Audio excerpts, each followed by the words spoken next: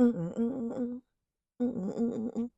That song been stuck in my head like for the longest too. I'm sick of now, eh.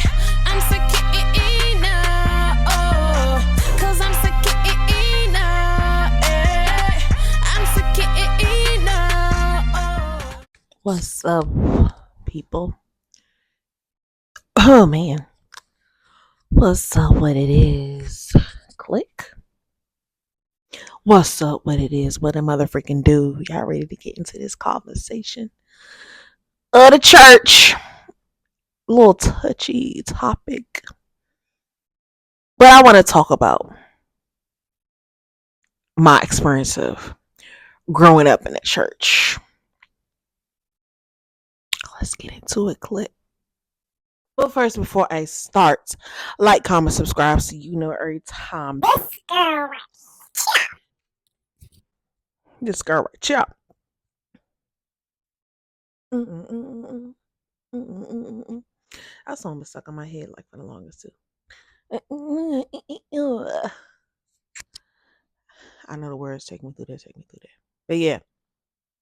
All right. So I grew up in a church in DC. In a church. Well, I grew up in a I'm just saying the same thing over and over again. But anyway, yeah, in Northeast DC. I ain't gonna name drop. But just know it's in Northeast. Been there since, oh my god. Ooh, a baby. Well, not even a baby. Probably since I was like 5 until I was 21. 32 now. So yeah. My experience, it was okay. Normal girl. Started off ushering, praise dancing, and singing in the youth young adult choir. It was all good, I guess, until I got older, my teens. You know, a lot of stuff happened in your teenage years. Um, I was facing bullying,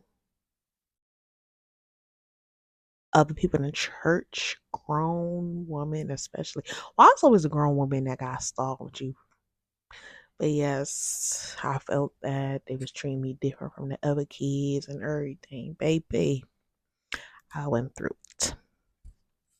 And that kind of affected me of wanting to get back in the church. I know you probably didn't like it.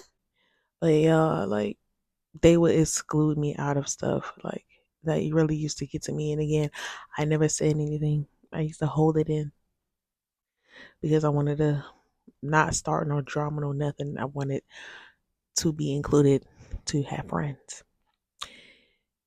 And yes, outside the church, but they were my friends from church. Like I didn't know people from the church, especially the kids, acted like this. And even like solos in the choir, the director who was so good and close and cool with all the kids would sometimes single me out. Like if we all talking like stuff doing rehearsals and stuff, like she would be like, Sakina, what did I just say? And me being so timid and scared, I don't know. And I used to hold back and not crying, and everybody used to be laughing at me. Yeah, stuff like this. That's what made me stop wanting to go to church. Stop me from joining the church from a long time. But now I have church there now because my pastor, Pastor Mike McClure Jr., we all Rock City.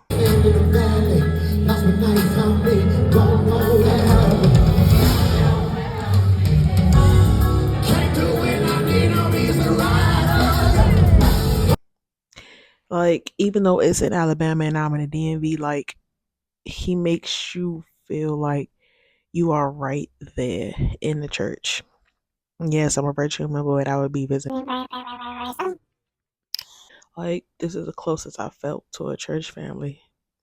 And we haven't even seen each other face to face. Well, when he came last year for his concert, yes, I did go see my pastor. Gave me a big old hug. Yes, Pastor Mike. But I'm talking about the other church members. I haven't seen them face to face, but I feel so included and loved. And another thing,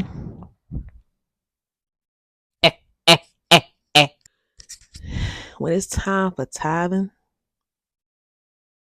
the one thing that he's always says, you're not giving to a church, you're giving through a church. And I feel that so heartily. Oh my God. Because my old church, what Steve Harvey say? There ain't a black church in America that didn't have a building fund. Don't sit there and act like you ain't familiar with the building fund at your church. There ain't a black church in America that ain't got a building fund. First offering.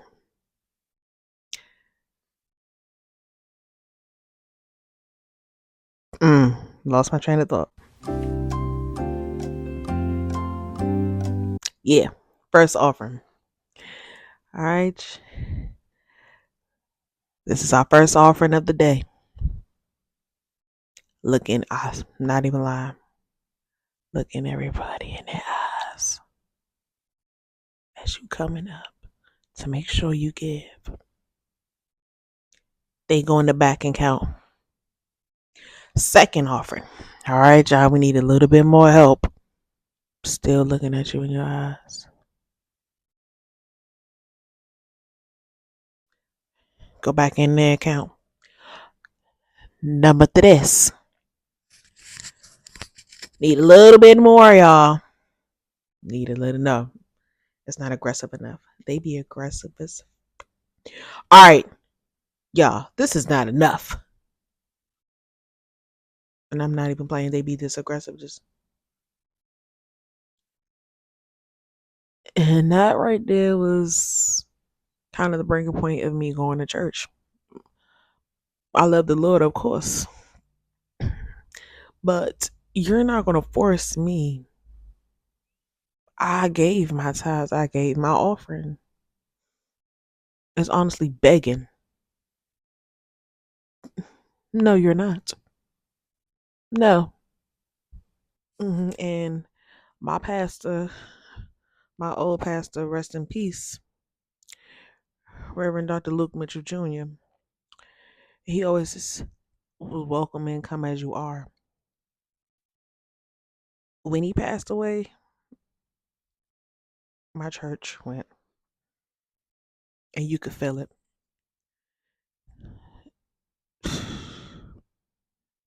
Like more clicks. It was just this whole shift in the atmosphere of the church. Like, I don't know. I just, ugh. Like, it's cool when you young because you really don't know. But as you get older, you see things and the clicks, as I said, and people just start treating you different.